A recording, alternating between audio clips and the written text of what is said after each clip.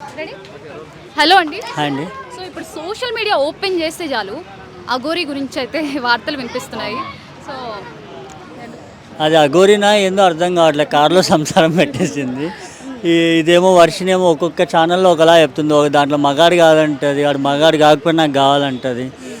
అసలు ఇది ఏంటో అర్థం కావట్లేదు. ఒక ఆడది ఎప్పుడైనా కోరుకునే ఒక అబ్బాయి నుంచి సెక్సువల్గా ఓపెన్గా చెప్పంటే అది ఫిజికల్ రిలేషన్గా ఆలోచిస్తుంది.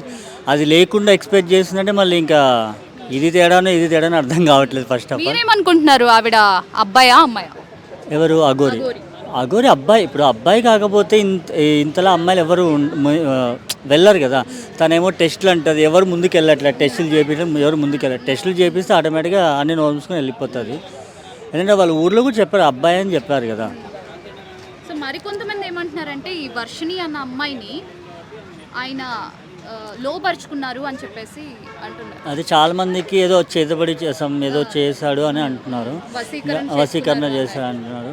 కానీ ఎందుకంటే ఇతని వెనకాల ఎవరో చాలా పెద్దవాళ్ళే ఉన్నారని అనుకుంటున్నారు. ఎందుకంటే ఒకసారి ఏమో ఇక్కడున్నా అంటాడు, ఏది అవుట్ ఆఫ్ స్టేట్లో ఎట్లా వెళ్తాడో అర్థం కావట్లేదు. మనీ ఎక్కడి నుంచి వస్తుందో అర్థం కావట్లేదు.